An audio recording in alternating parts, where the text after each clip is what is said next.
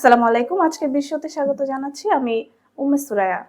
Iran ও ইসরায়েলের মধ্যে দীর্ঘদিনের উত্তেজনা নতুন পর্যায়ে পৌঁছেছে। সম্প্রতি ইরান তাদের সামরিক প্রযুক্তিতে বাংকার বাস্টার ব্যালিস্টিক মিসাইল যোগ করেছে, যা পুরো অঞ্চলটির নিরাপত্তার সমীকরণ বদলে দিতে পারে। প্রতিরক্ষা বিশ্লেষকরা মনে করছেন, এই নতুন মিসাইল ইসরায়েলের সামরিক শ্রেষ্ঠত্ব এবং নাগরিকদের ভূগর্ভস্থ নিরাপত্তা ব্যবস্থাকে সরাসরি চ্যালেঞ্জ করছে। ইসরায়েলের প্রতিটি আবাসন, স্কুল বা হাসপাতালে আবাসিক বা পাবলিক শেল্টার থাকা বাধ্যতামূলক। দশকের পর দশক ধরে এসব কংক্রিটের বাংকারের উপর ভর করে ইসরায়েল গাজা, লেবানন ও সিরিয়ায় সামরিক অভিযান চালিয়ে এসেছে, কারণ তারা জানতো পাল্টা হামলার ক্ষেত্রে ক্ষতি হবে নগণ্য। তবে 2024 ও 2025 সালে ইরানের ধারাবাহিক ক্ষেপণাস্ত্র হামলার পর পরিস্থিতি বদলাতে শুরু করেছে। তেহরান এমন ব্যালিস্টিক মিসাইল তৈরি করছে যা উঁচু আকাশ থেকে প্রচন্ড গতি ও অভিকর্ষ শক্তি কাজে লাগিয়ে মাটির গভীরে থাকা কংক্রিটের বাংকার ভেদ করতে সক্ষম। এই ক্ষেপণাস্ত্রগুলোর ক্ষমতা এমন যে ইসরায়েলের তথাকথিত অবৈধ শেল্টারগুলো মুহূর্তে ধ্বংসস্তূপে পরিণত হতে পারে। ইরানি সমরবিদদের লক্ষ্য ইসরায়েলকে বার্তা দেওয়া যে আর কোনো নিরাপদ আশ্রয় নেই।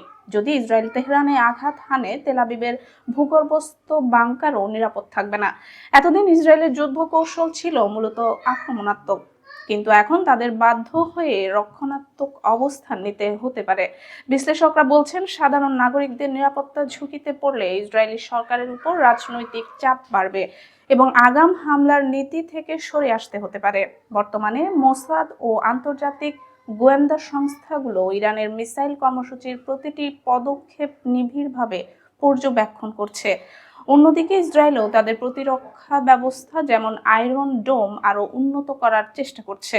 মধ্যপ্রাচ্যের এই দুই শক্তির প্রযুক্তিগত লড়াই এখন এক চরম সন্ধিক্ষণে দাঁড়িয়েছে। যদি ইরান এই বাংকার বাস্টার প্রযুক্তিতে শতভাগ সফল হয়, তবে ইসরায়েলের সামরিক আধিপত্যের দিন শেষ হতে পারে এবং পুরো অঞ্চলের রাজনৈতিক মানচিত্র চিরতরে বদলে যেতে পারে। এদিকে ইরানের ইসলামী বিপ্লবী গার্ড IRGC তাদের দূরপাল্লার ব্যালিস্টিক ক্ষেপণাস্ত্রের জন্য রাসায়নিক ও জৈব যুদ্ধাস্ত্র তৈরি শুরু করেছে।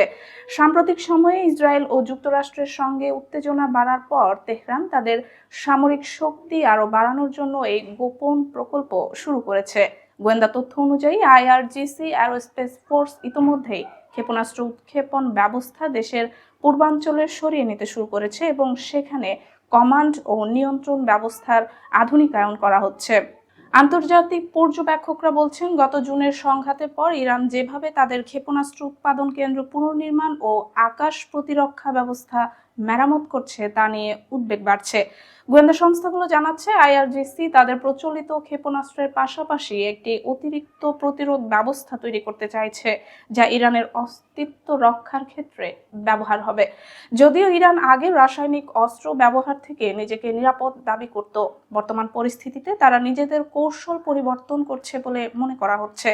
IRGCর শীর্ষ কর্মকর্তাদের ধারণা, বড় ধরনের হামলার ক্ষেত্রে অস্তিত্ব সংকটে পড়লে অপ্রচলিত অস্ত্র ব্যবহারের মাধ্যমে প্রতিপক্ষকে কঠিন মূল্য দিতে হবে।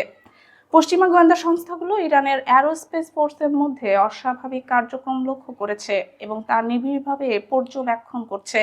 সামরিক বিশ্লেষকদের মতে, যদি ইরান সত্যিই রাসায়নিক বা জৈব যুদ্ধাস্ত্র মোতায়েন করে, তবে এটি মধ্যপ্রাচ্যের শক্তির ভারসাম্য পুরোপুরি পরিবর্তন করতে পারে এবং তেহরানের উপর আন্তর্জাতিক নিষেধাজ্ঞার চাপও অনেক বেড়ে যাবে। তুরস্ক তাদের মানববিহীন যুদ্ধ বিমানের ক্ষেত্রে আরও একটি নতুন রেকর্ড গড়েছে। দেশটির শীর্ষ ড্রোন নির্মাতা প্রতিষ্ঠান বাইকার জানিয়েছে, তাদের তৈরি জেট চালিত মানববিহীন যুদ্ধ বিমান বাইরাক্তার কিজিলেরমা প্রথমবারের মতো সম্পূর্ণ স্বয়ংক্রিয়ভাবে কাছাকাছি অবস্থানে একসঙ্গে উঠতে সক্ষম হয়েছে। বাইকারের ভাষ্য অনুযায়ী, কোনো পাইলট বা সরাসরি মানব নিয়ন্ত্রণ ছাড়াই দুটি কিজিলেরমা ড্রোন একসঙ্গে আকাশে উড়ে সমন্বিত কৌশল অনুসরণ করেছে। উন্নত কৃত্রিম বুদ্ধিমত্তা ভিত্তিক সফটওয়্যার ব্যবহার করে এই ফ্লাইট পরিচালিত হয়। উত্তর পশ্চিম তুরস্কের চোরলুতে অবস্থিত আকিনজি ফ্লাইট ট্রেনিং ও টেস্ট সেন্টারে এই পরীক্ষা চালানো হয়। পরীক্ষার সময় কিজিলেরমা তৃতীয় ও পঞ্চম প্রোটোটাইপ আকাশে উঠে এবং খুব কাছাকাছি দূরত্ব বজায় রেখে স্বয়ংক্রিয়ভাবে জটিল ফ্লাইট কৌশল সম্পন্ন করে। পুরো প্রক্রিয়াটি বাইকারের তৈরি স্মার্ট অটোনমি প্রযুক্তির মাধ্যমে পরিচালিত হয়েছে। প্রতিরক্ষা বিশ্লেষকদের মতে এতদিন এমন ঝুঁকিপূর্ণ কাছাকাছি উড্ডয়ন শুধু মানবচালিত যুদ্ধ বিমানে সম্ভব ছিল। কিজিলেলমার এই সাফল্য দেখিয়েছে ভবিষ্যতে একাধিক ড্রোন একসঙ্গে সমন্বিতভাবে যুদ্ধ বা নজরদারি মিশন চালাতে পারবে। এতে যুদ্ধক্ষেত্রে দক্ষতা বাড়বে এবং মানবিক ঝুঁকিও কমবে। এই পরীক্ষায় আরও দেখা গেছে কিজিলেলমার স্বয়ংক্রিয়ভাবে যুদ্ধ টহল বা কমব্যাট এয়ার প্যাট্রোল মিশনও সম্পন্ন করতে পারে। নির্দিষ্ট রুট ধরে একাধিক ড্রোন একসঙ্গে টহল দিতে সক্ষম হয়েছে, যা ভবিষ্যতে পুরো আকাশ প্রতিরক্ষা ব্যবস্থা স্বয়ংক্রিয় ড্রোনের উপর নির্ভরশীল করার সম্ভাবনা তৈরি করছে। বাইকার জানিয়েছে, কিজিলেলমা প্রকল্পটি সম্পূর্ণ নিজস্ব অর্থায়ন ও গবেষণার মাধ্যমে উন্নয়ন করা হচ্ছে।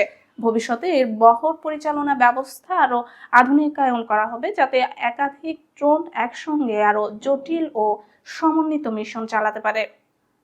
পূর্ব এশিয়ার অনেক দেশে জনসংখ্যা কমছে, বিশেষ করে তরুণ প্রজন্মের মধ্যে বিয়ে না করার এবং সন্তান জন্ম না দেওয়ার প্রবণতা বৃদ্ধি পাওয়া এসব দেশের গড় জন্মহার বিপর্যস্ত হচ্ছে। দক্ষিণ কোরিয়া এমন দেশগুলোর মধ্যে অন্যতম, যেখানে কয়েক দশক ধরে নবজাতকের সংখ্যা তলানিতে পৌঁছেছে। দক্ষিণ কোরিয়া গত কয়েক বছর ধরে দ্রুত অর্থনৈতিক উন্নতির পথে এগোচ্ছে, কিন্তু দেশটির যুব সমাজের মধ্যে পারিবারিক জীবন ও ব্যক্তিগত সম্পর্কের প্রতি আগ্রহ কমে গিয়েছে। বিশেষজ্ঞরা বলছেন, দীর্ঘ কর্মঘণ্টা, তীব্র পেশাগত চাপ এবং জীবনযাত্রার ব্যয় বৃদ্ধির কারণে তরুণরা প্রেম, ডেটিং, বিয়ে বা সন্তান ধারণ থেকে দূরে সরে যাচ্ছে।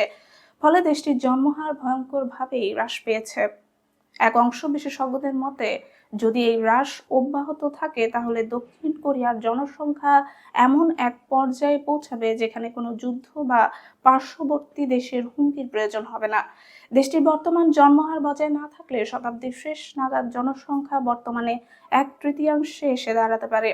2024 সালের একটি সমীক্ষা অনুযায়ী দক্ষিণ কোরিয়ার 1/3 নারী বিবাহ করতে চান না। এর কারণ হিসেবে তারা ঘরে কাজের বোঝা এবং সন্তানের লালন পালনের দায়িত্বকে উল্লেখ করেছেন। শহরাঞ্চলের তরুণীরা পরিবার পরিকল্পনার তুলনায় পেশাগত জীবনের প্রতি বেশি মনোনিবেশ করছেন। সরকারি সমীক্ষা থেকে জানা গেছে, চাকরিজীবী নারীরা সন্তান লালন পালনকে কর্মসংস্থানের সবচেয়ে বড় বাধা মনে করেন। দক্ষিণ কোরিয়ার লিঙ্গ বিভাজন ও জনসংখ্যা সংকটের একটি গুরুত্বপূর্ণ কারণ।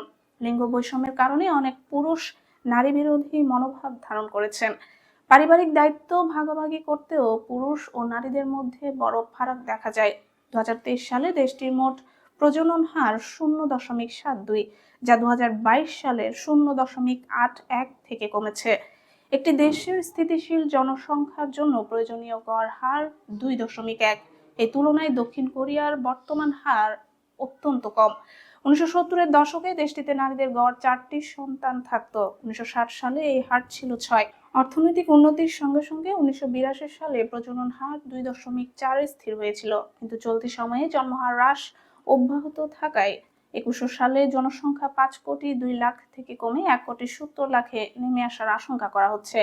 একই সময় বয়স্ক জনগোষ্ঠী বাড়ছে এবং পরিবারের সংখ্যা কমছে। সরকার আশঙ্কা করছে, এই প্রবণতা চলতে থাকলে দেশের সামাজিক কাঠামো ও অর্থনীতি ক্ষতিগ্রস্ত হবে। এই পরিস্থিতি মোকাবেলায় দক্ষিণ কোরিয়ার সরকার যুব সমাজকে প্রেম, ডেটিং, বিয়ে ও সন্তান ধারণের জন্য উৎসাহিত করতে নানা প্রকল্প শুরু করেছে। সরকার যুগলদের ডেটিং এর খরচ পর্যন্ত বহন করছে। রিপোর্ট অনুযায়ী শুধুমাত্র ডেটের জন্য যুগলরা $350 পর্যন্ত সহায়তা পেতে পারেন। এছাড়া যদি যুগলের মা বাবা ডেটে দেখা করেন, সেই খরচও সরকার বহন করবে। বিয়ে করতে চাইলে যুগলরা $13,000 পর্যন্ত আর্থিক সহায়তা পেতে পারেন। সন্তান ধারণের ক্ষেত্রেও অতিরিক্ত সুবিধা প্রদান করা হচ্ছে, যাতে জীবনযাত্রার ব্যয় ও মুদ্রাস্ফীতির কারণে কেউ সন্তান গ্রহণ থেকে বিরত না থাকে। আজকের বিশ্ব এখানেই শেষ করছি। আপডেট সংবাদ পেতে সাবস্ক্রাইব করুন বিডি আউটলুক।